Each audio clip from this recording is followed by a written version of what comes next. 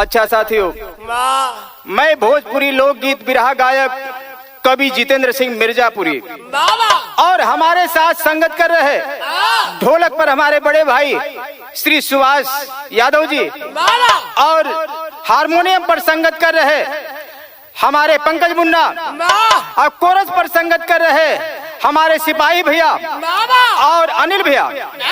आप सबके सहयोग से ई बिरहा नया नया करंट मैटर जैसे आप लोग जाने ला के हमारे आवाज में आप सबके बीच में हमेशा जाले, वैसे ही यह बिरहा आप सबके बीच में भेजे जात थी।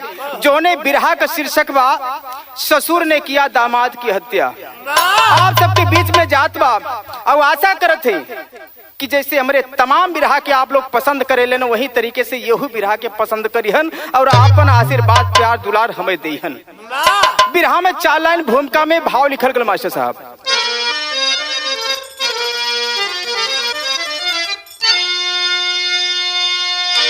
तो जन्म इंसान का था हुआ भूमि पर, जाति पाति का कोई चलन था नहीं। प्रेम से प्रेम में खोए थे सब मगर द्वेष मन में किसी के जलन था नहीं। जी रहे थे सभी शान से जिंदगी, कोई करता किसी का गुलन था नहीं।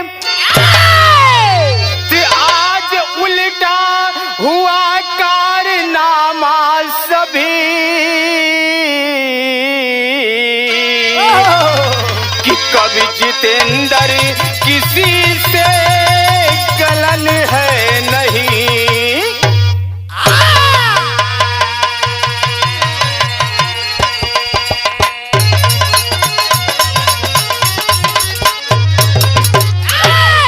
आज उल्टा हुआ कारनामा सभी कवि जितेंद्र किसी से गलन था नहीं, किसी से कोई गिला शिकवा नहीं था। एक समय था ईश्वर ने जब इस संसार का निर्माण किया, इस विश्व को इस दुनिया को बनाया, तो केवल इस धरा पर इंसान को पैदा किया। अब इंसान से मिलके इंसान प्रेम को एक प्रतिमूर्ति बन के रहलन है। लेकिन बाहर इंसान ऐसा समय आ गई कि इंसान इंसान के देखे ना चाहत हुअन। इंसान से जाति पाति धर्म के नाम पर लोग आपस में लड़ाई करत हुअन, आपसी मतभेद हो गई है। ए बाबू, कैसे दुनिया चली, कैसे इंसान रही। बिरहा में एक लाइन कव्वाली का टुकड़ा लग गया लाल।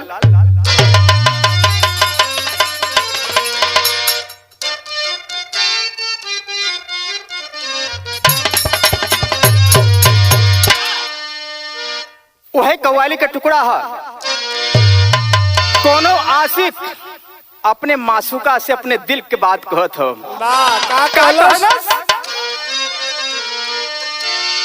कि प्यार में तेरे,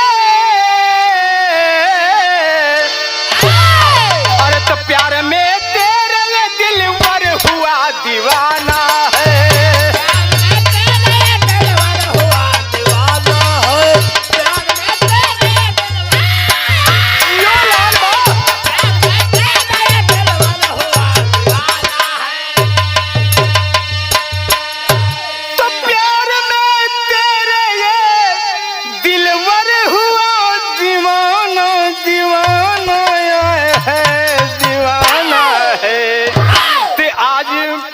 कबूल कर ले, अरे कबूल कर ले आशिक तेरा परवाना है। कबूल कर ले आशिक तेरा परवाना है।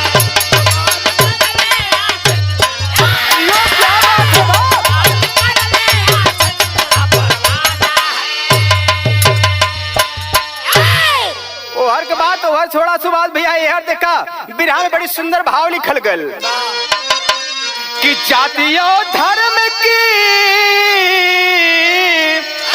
अरे जातियों धर्म की कैसी चली आंधी है।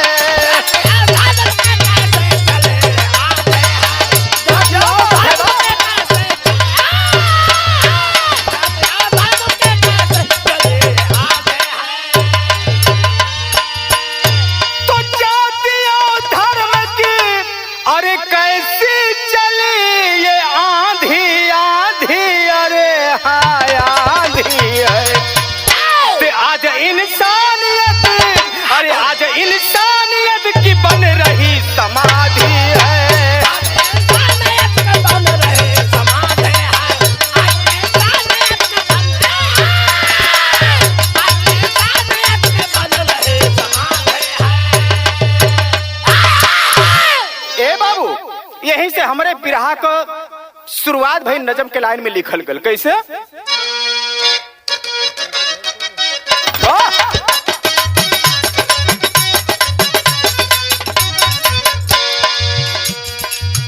आज इंसान से इंसानियत शर्मिंदा है, आज इंसान से इंसानियत शर्मिंदा है, स्वार्थ में अपने कितना हो गया अब गंदा है।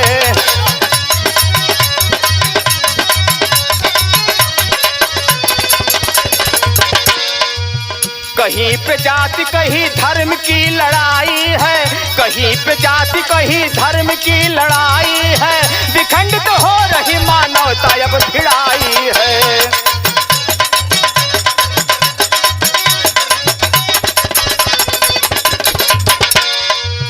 जिला शहर सबन गांव की कहानी है, जिला शहर सबन गांव की कहानी से, मानवता लज्जित प्रेम शंकर की नदानी से।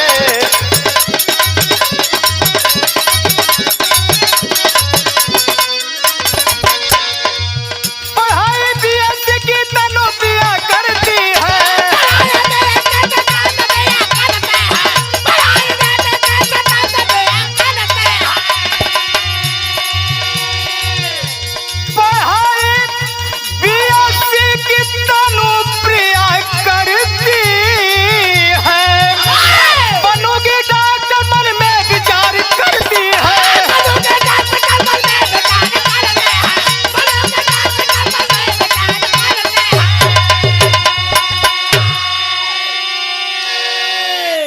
ए बाबू जिला सहरसा गांव के नाम बनगांव से ही कहानी लिखल गई, जहां का रहे वाला प्रेम शंकर झा।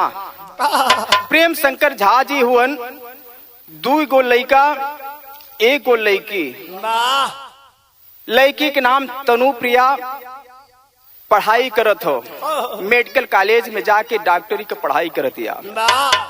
रोज पढ़ाई लिखाई अपन कॉलेज आवे जाए और अपन ढंग से पढ़ाई लिखाई करत हो, समय के गाड़ी आगे बढ़त हो, और वही बीच में भैल का बिरहा में एक लाइन तर्ज लग गई।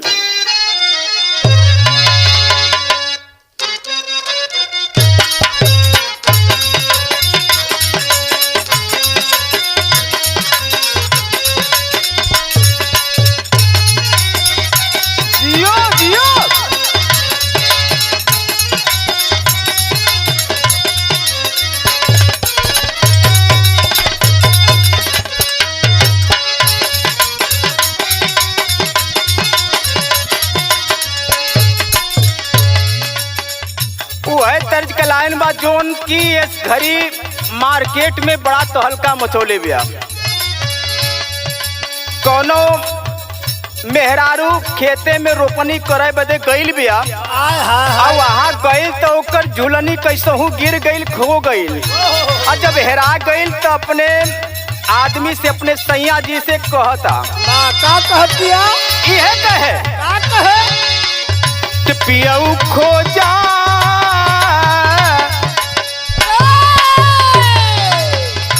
पियऊ खो जा हेराइल के ने मोर झुलानी आला। दियो दियो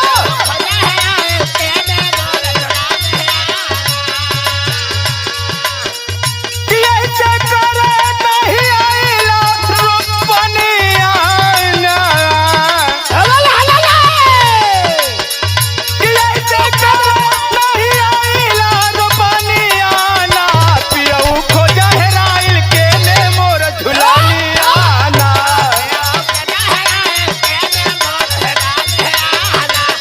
दियो दियो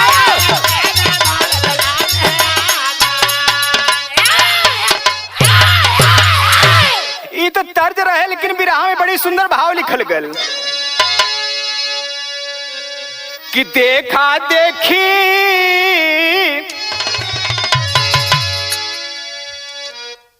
कि देखा देखी में उठे लागल मन लहरियाना। यो भैया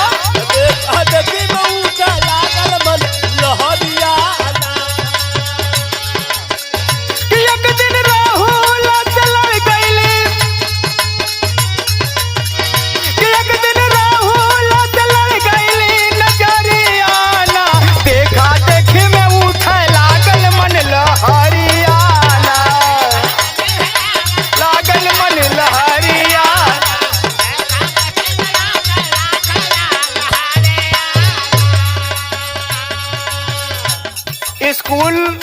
अनुप्रिया पढ़े जात बा और वही स्कूल में डॉक्टरी के पढ़ाई जहाँ वो करत रहे अनुप्रिया, वही कॉलेज में मेडिकल कॉलेज में एगो राहुल मंडल नाम का लड़का डॉक्टरी पढ़त हो।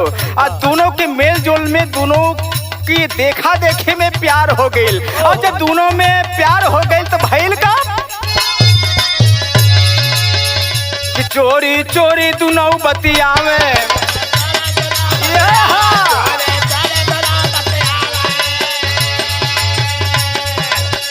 कि अपने दिल का बात बतावे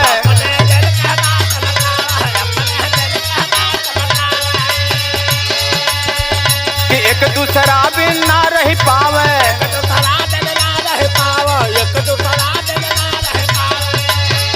कि बाहर जाके आस पुरावे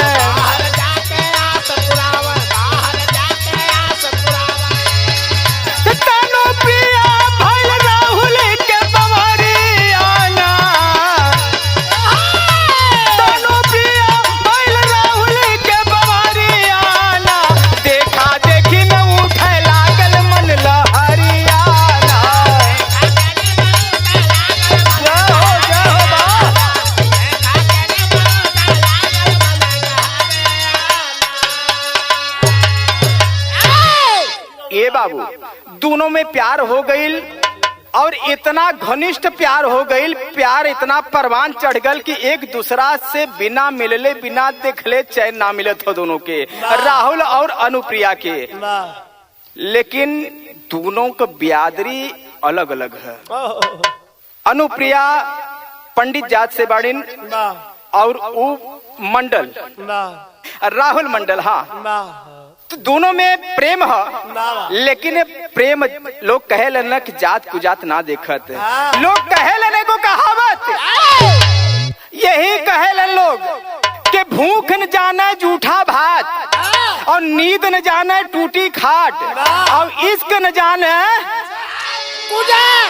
ए बाबू ये इतना अंधा होले कि इश्क क्योंकि कोनो जात पात ऊंच नीच के कोनो परवाह ना होले। और वह दोनों में भइल राहुल और अनुप्रिया में प्यार हो गल। जब प्यार हो गल बाबू तो विदेशिया में लिखे के पड़ल का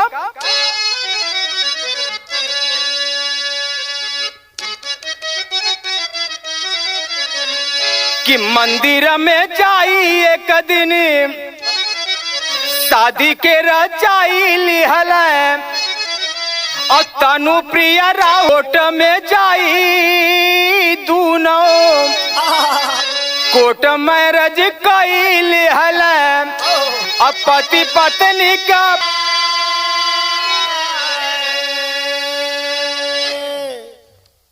आज के जब शादी हो के प्लान बनौलन दोनों राहुल और तनुप्रिया, तब 5 मई 2025 के दिन जा करके एगो मंदिर में शादी दोनों रचा लेहलन और सोचलन कि घर के लोग एकर विद्रोह करी कि गाय से हम दोनों के बियादरी जाति अलग अलग है।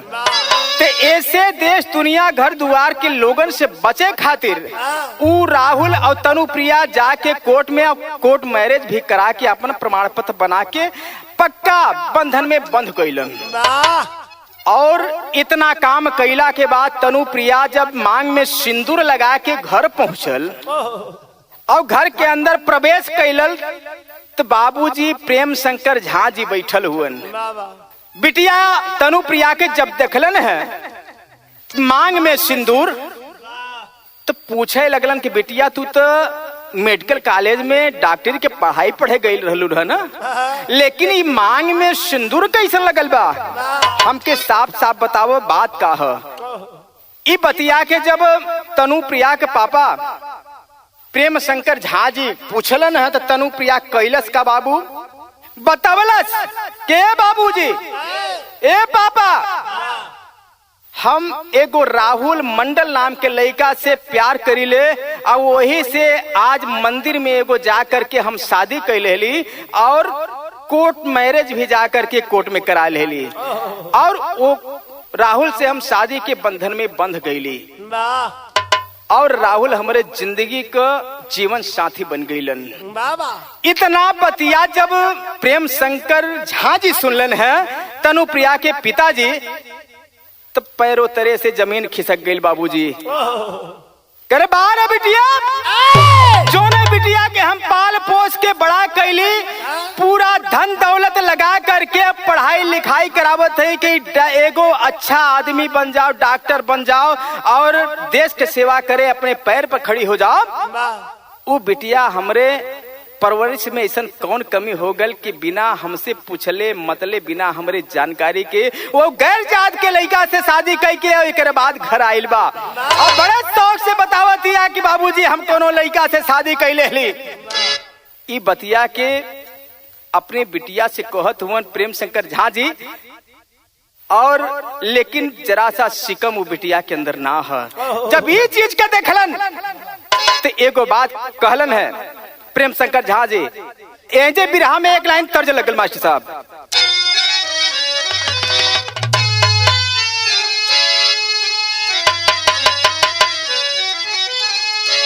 वह तर्ज के लाइन में शादी ब्याह में माता बहन लोग गावेली बड़े प्यार से। कैसे कैसे?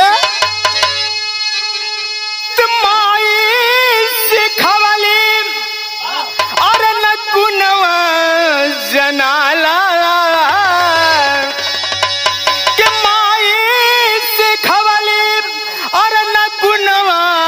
जनाला और सनुरावा हो दुल्हा धीरे से डाला, सनुरावा हो दुल्हा धीरे, यो भैया सनुरावा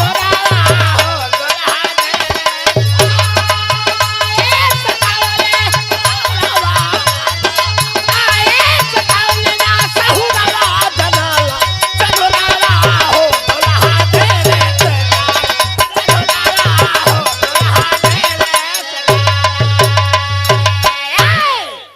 ए बाबू, बिटिया तनुप्रिया अपने बाबूजी से प्रेम शंकर से बड़े दिल खोल के बतावतिया और कहतिया का कहे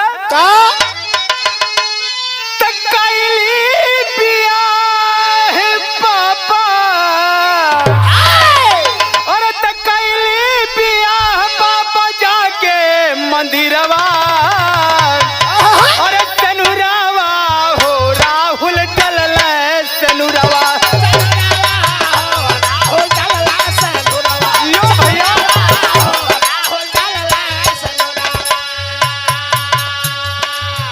प्यार भइल तलहल दिल में बसाई और जन्म जन्म करी तलहली बनाई।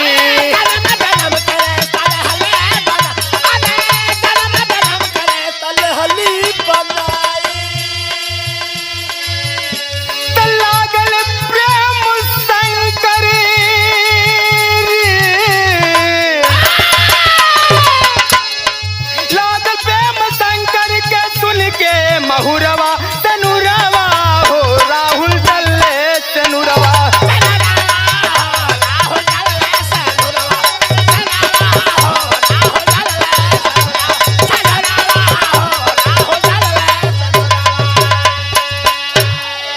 तनुप्रिया जब शौक से बतावलत कि हम राहुल नाम के लड़का से प्यार करके शादी कैल हली, ई बात के सुन के कोनो बाप होई ऐसन बात सुनी अपने बेटी बेटा के बारे में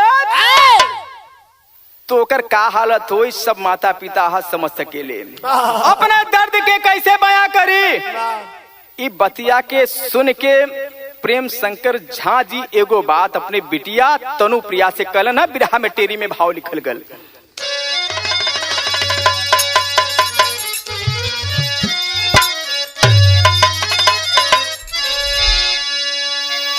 बात के कहलन प्रेम शंकर जी, बाहरे बिटिया खूब हमारी इज्जत कैलू, खूब हमार पगड़ी रखलू। कहलन का कहना कि इज्जतिया हाय हाय सगरो माटी में मिलल और इज्जतिया सगरो मोटी इज्जतिया सगर माटी में मिलल त कैलो को जाति से शादी मारल मतिया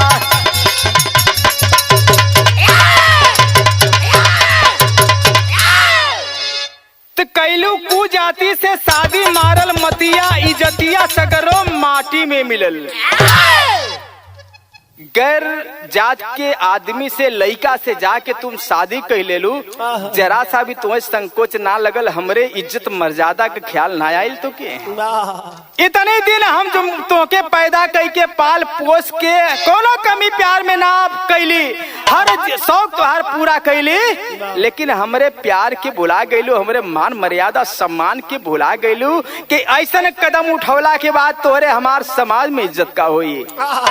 ए बाबू, भैल का बिरहा में जे तर्ज बदल गल।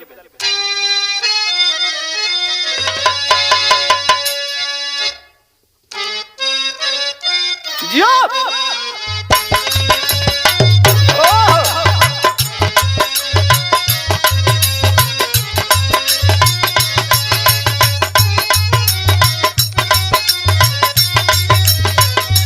क्या बात है।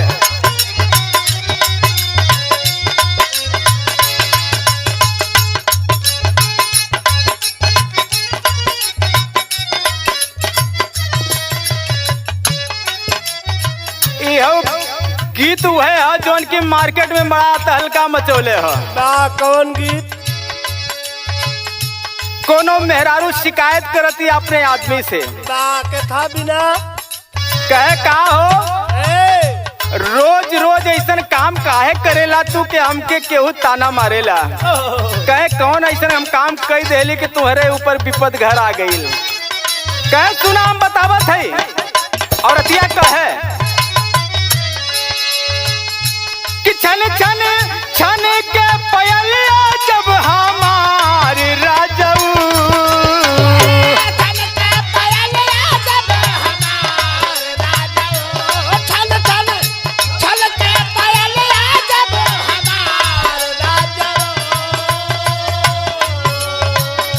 कि छन छन छन के पयलिया जब हमारी राजऊ, मारी ठुमका हिल जाला जवार राजऊ, मारी हिल जाला जवार राजऊ, यो हिल जाला जवार राजऊ।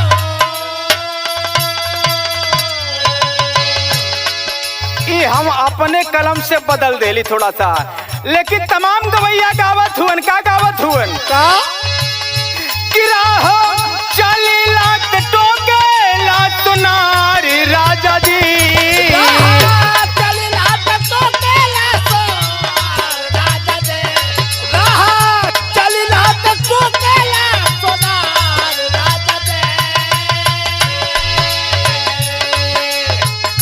किराहो चली लात टोके लात नारी राजा जी, काहे नथिया गढ़वला उधारी राजा जी, काहे नथिया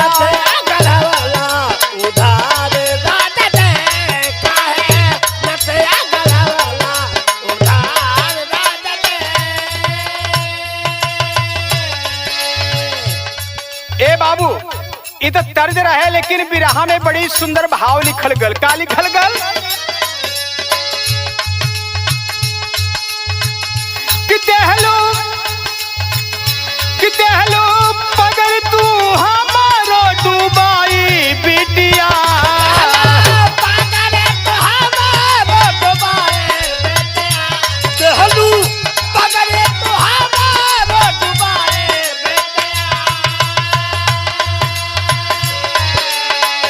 कि देहलो पगर तू हमारो डुबाई बिटिया, कैसे मुहावा देखैबे हम जाई बिटिया, कैसे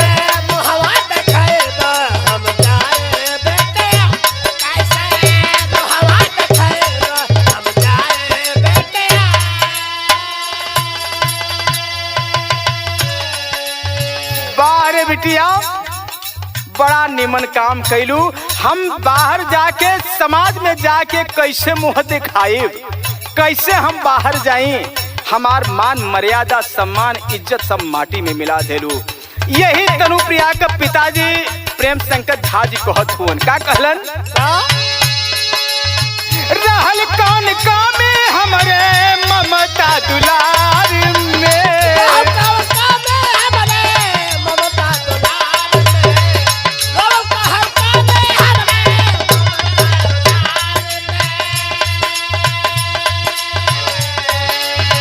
पूरा जान भाईल नहीं शौख सिंगार में।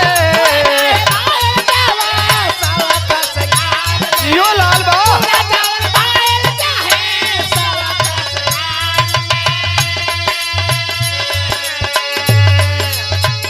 प्रेम शंकर झा जी कहलन के बिटिया जौन कैलू तो कैलू, लेकिन एगो हमार बात मान ला, हम जौन कहते ओके दिमाग में उतार ला। कहलन है का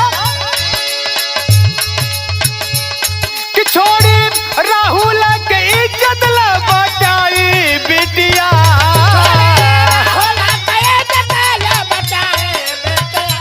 छोड़ी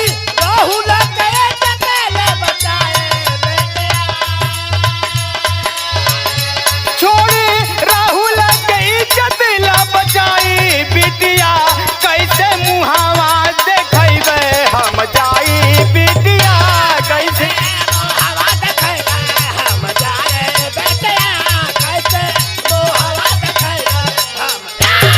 जियो लाल बा।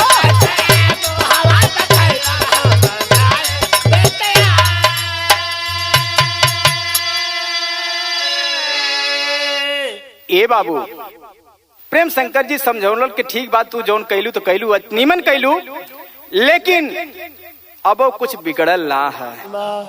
एगो काम करा बिटिया कि हमरे इज्जत मान मर्यादा के बचा ला।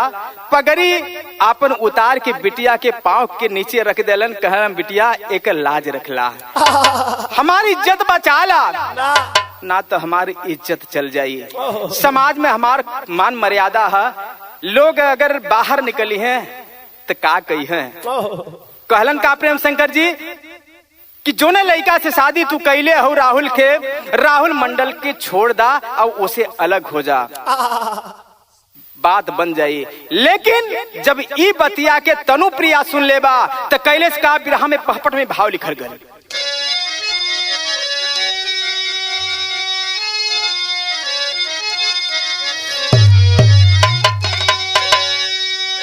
सुभाष भैया जमाना बड़ा खराब हो गल। बारे बेटी तो जियते जी नाम छुट्टी है कबहू सथवा हथवा राहुल के। तो जियते जी और ना छुट्टी है कबहू सथवा हथवा राहुल के। अब भले छोड़ी घर जाइबे हम उनके सथवा हथवा राहुल के।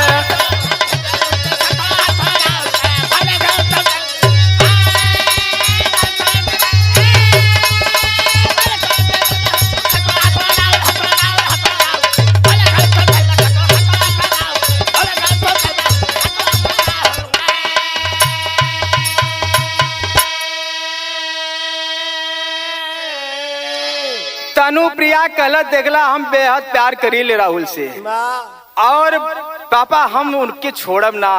और सबसे बड़ी बात कि अब वो हमार जीवन साथी बन गई हो, हम प्यार कैली जोन कैली, लेकिन हम शादी भी कैले ले हैं, मंदिर में भी जाके और कोर्ट मैरिज भी करके।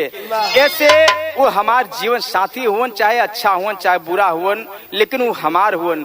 हम उनके कबू ना छोड़ब, उनके साथ ही में रहब। अगर अपने घरे रहे देबा तो ठीक है, ना रहे देबा तो हम चल जाए यहाँ से, हमके भगा देबा हम भाग जाए उनके साथ, चल जाए उनके साथ। जहाँ रखी है वहाँ हम रहब, लेकिन उनकर साथ हम राहुल के ना छोड़ब। बिटिया जब इतनी बात कहलत तो भैल का बाबू कि बात सुनकर बेटी का प्रेम शंकर घर से भगाए हो।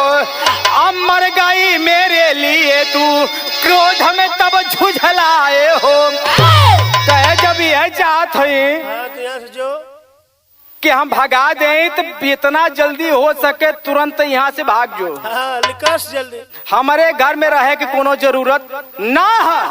हम जान ले कि आज से हमारे कोनो बिटिया ना रहल, हमारी बिटिया मर गई, लेकिन हमारे घरे में प्रवेश करे की इजाजत ना है। तुके तुरंत भगा देलन। अब भगा देलन तो कैल कहा वही राहुल के साथ में अपने ससुराल में राहुल के घर वाह भैल का तनु प्रिया, अरे तनु प्रिया झट लौट गई तब सथवा हथवा राहुल के, अब भले छोड़ घर जाइबे उनके सथवा हथवा राहुल के।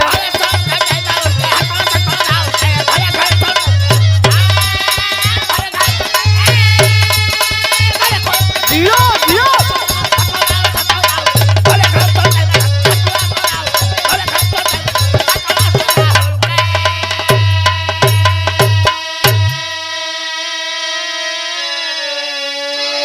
तनुप्रिया जाके राहुल मंडल अपने पति के अपने प्रेमी के घर में रहे लगल, वही जिंदगी के बसर करत बा।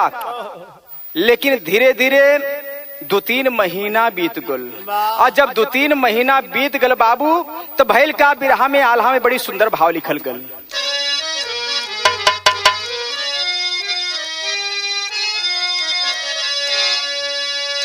तो ससुरे में आके तनु अरे प्रिया रह लगलिए भैया,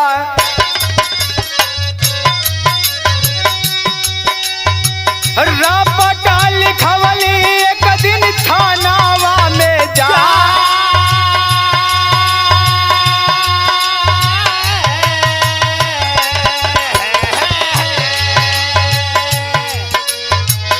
पापा पे मशंकर यौरी घरवा के लोगवाए बाबू,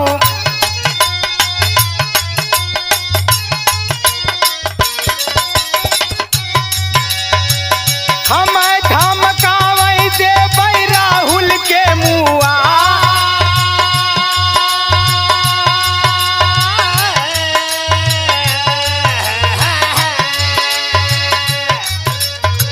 लेकिन कुछ कैले नहीं पुलिस के लोगवा भैया,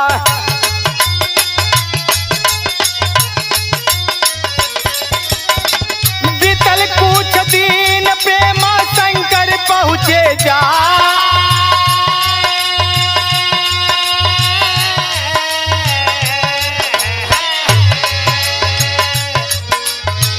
मेडिकल कॉलेज द्वारा भंगा गेटवा पे बाबू,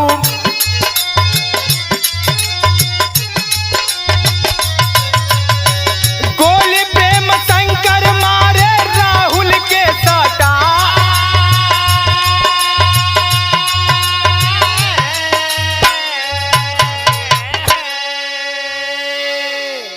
तनुप्रिया जाके राहुल के घर पर रहत बा अपने पति प्रेमी के साथ में। धीरे धीरे समय बीतल, अब 5 अगस्त 2025 के दिन आ गल। जब 5 अगस्त 2025 के दिन आयल बा, तो तनुप्रिया का पिताजी प्रेम शंकर झा जी जोने स्कूल में ई पढ़त रहे, तनुप्रिया वही कॉलेज में मेडिकल कॉलेज दरभंगा पहुंच गईलन। और जब दरभंगा मेडिकल कॉलेज में पहुंचलन है, काला कपड़ा पहन के, काला लिबास पहन के और अपने मुंह के ढक के, मास्क लगा के, और प्रेम शंकर जी अपने दोनों लड़के के साथ पहुंचलन है। और मेडिकल कॉलेज दरभंगा के गेट पे दोनों तनुप्रिया बिटिया और उनकर दामाद राहुल मंडल दोनों आवत रहलन। राहुल आगे आगे और तनुप्रिया पीछे पीछे, सटा के गोली सिनेमा में दाग देहलन, 5-6 फायर दाग के और निकाल देहलन। प्रेम शंकर झा जी अपने दामाद राहुल मंडल के सीना में छलनी कह देलन और छलनी कह के भाग देहलन। और एहर राहुल मंडल जब गोली लगल बा तो पीछे की तरफ गिरल, अब पीछे की तरफ गिरल तो पीछे राहुल मंडल के पीछे ओकर पत्नी जेकर नाम तनुप्रिया बतावल गए, तनुप्रिया पीछे ह जाके ओकरे गोदिये में गिर पड़ल और छटपटाए लागल। खनू का फब्बारा निकल लगल, जब खून निकले लगल बाबू, छटपटाए लगल तो तनुप्रिया रोए लगल।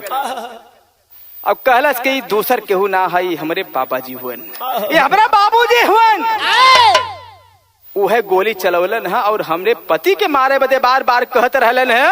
और हम थाने में रिपोर्ट भी एक पहले लिखवले रहली है कि घर के लोग धमकावत हुए हमारे राहुल के मारे बदे कि बिटिया हम मार ना पाए, लेकिन दमाद है ओके हम मार दे, ओके जान से मार के खत्म कर दे, तब देखिला कि तनुप्रिया कहाँ जाले। ए बाबू, आज हमारे पापा जी प्रेम शंकर झा जी वो काम के सही कह दिलन और हम दरखास्त दहली, रपट लिखवली थाने में, लेकिन कोनो सुनवाई ना भइल, पुलिस सुनेलस ना हमारी बात की। अब आज अंजाम हमरे सामने हो कि हमारे आंखी के सामने हमारे पति राहुल मंडल का हत्या कह दिलन हमारे बाबूजी प्रेम शंकर झा जी। ई बतिया के रोवत हो, अब फोन गईल तबले 100 नंबर वाले पुलिस पहुंच गईलन। आज जब पहुंचलन है बाबू तो भइल का खड़ी के लाइन में लिखल गल,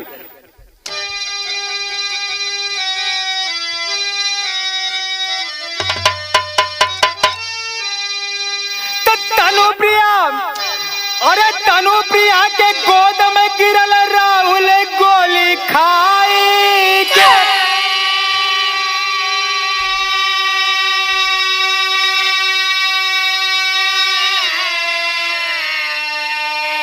अरे तजल है परनवा, ए बाबू तजल है परनवा, बाबू वही छटपटाई के तजल है परनवा। जियो जियो बार लाल बा भैया।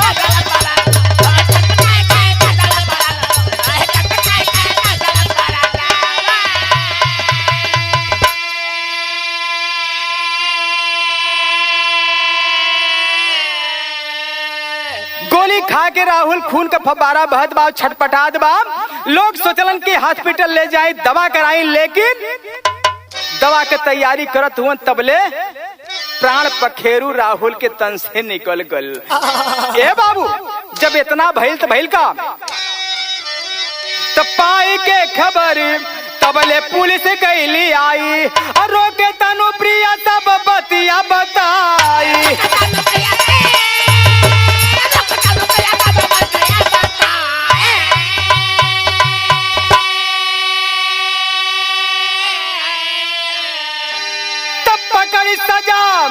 पकड़ी सजा द पापा के, अब सबक तू जाई के।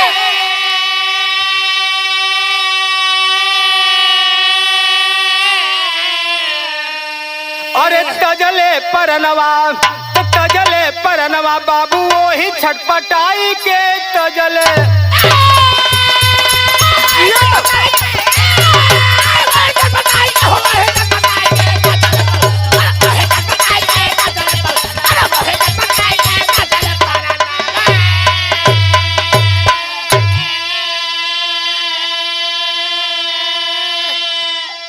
पुलिस तनुप्रिया से पूछे लागल कि का भइल, कैसे भइल। रो रो के तनुप्रिया सारी बात के बतौलत, साहब हम राहुल से प्रेम करत रहली है, दोनों जन यही मेडिकल कॉलेज दरभंगा में हम डॉक्टरी के पढ़ाई और इहो डॉक्टरी के पढ़ाई करत रहलन है। दोनों के मेल जोल में प्रेम हो गल, और प्रेम हो गल तो हम दोनों जन शादी कर लेली। और शादी ई हमरे बाबूजी के, हमरे पापा प्रेम शंकर झा के रास ना आइल, और इस दुनिया के आडंबर जात पात के चक्कर में पड़ के वो सोचलन कि हमारी इज्जत हमार बिटिया गंवा धलस। यही के टेंशन में, यही के खिलाफत में हमारे पिताजी प्रेम शंकर झा जी हमारे आंखी के सोझा, हमारे आंखी के सामने ही हमारे पति राहुल मंडल के गोली दाग दहलन, गोली मार के छतिया में मुआ दहलन। साहब हम कहाँ जाई, के करे सहारे जियब। साहब ई बतिया के तनुप्रिया रो रो के दरोगा साहब से बतौलस। जब बतौलस तो बाहिल का बाबू,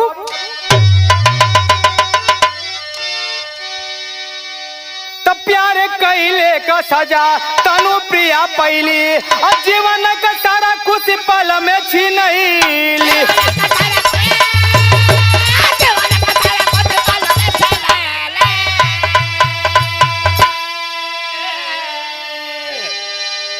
हम जितना सपना देखले रहली साहब, हमारे जीवन के सारा सपना बिखर गईल, टूट गईल, सारी बगिया बिरान हो गईल। हमार खुद बाप जे हमके पैदा कैलस उसे हमार सुख हमार खुशी ना देखल गईल और अपने हाथ से हमारे मांग के सिंदूर उजाड़ देलन, हमके विधवा बना देलन, हमरे घर के एकदम उजाड़ के राख बना देलन। हम का करी साहब, जितना से जितना बड़ा इस संसार में सजा हो वो सजा हमरे दोनों भाई और हमरे पिता प्रेम शंकर झा जी के आप सुनावा। हम इनके देखल ना चाहते ही, इनके साथ साथ हमरे पूरे परिवार के फांसी के सजा दे के मौत के नींद सुला दा, तब हमरे जी के आराम मिली। अब हम केकरे सहारे जी, अब हम जियल ना चाहते साहब, हम मुअल चाहते। लेकिन ई सबके मर गईला के बाद इन लोगन के सजा सुनावा। ई बतिया साहब सुनत हुवन दरोगा जी, और दरोगा जी बतिया सुनलन तो भइल का,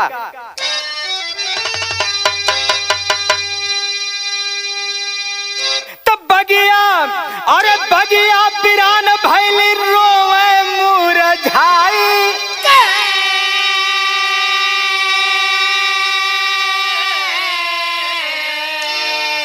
अरे बगिया बिरान भइली रोवे मुरझाई के, तजल परनवा ए बाबू तजल परनवा, बाबू वही छटपटाई के तजल।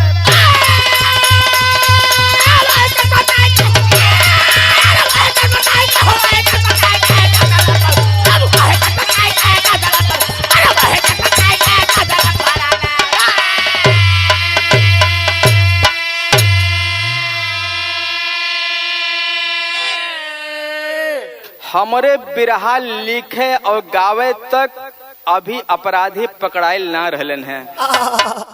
एहर तनु प्रिया जाके एसपी साहब के कार्यालय पर जा करके और धरना पर बैठल है कि साहब हमारे बात के सुना और हमारे पिता समेत हमारे घर के सभी लोगन के खिलाफ कार्रवाई करा और उनके फांसी का सजा दा।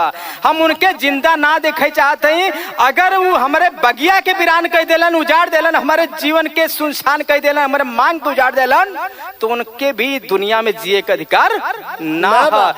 ऐसन पिता के रहला न रहला का मतलब है बाबू, जे अपने बिटिया का अपने हाथ से ही मांग का सिंदूर उजाड़ दे। यही से हमारे कहानी का समाप्ति भइल, आखिरी लाइन में लिखल गल।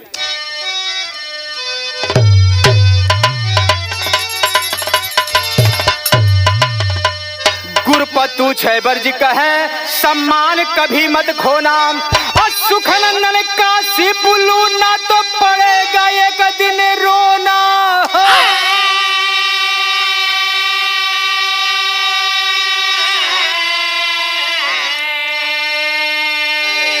इज्जतिया सगर माटी में मिलल, इज्जतिया सगर माटी में मिलल, तो ठाकुर जितेंद्र का माना ही हो बतिया, इज्जतिया सगरो माटी में मिलल।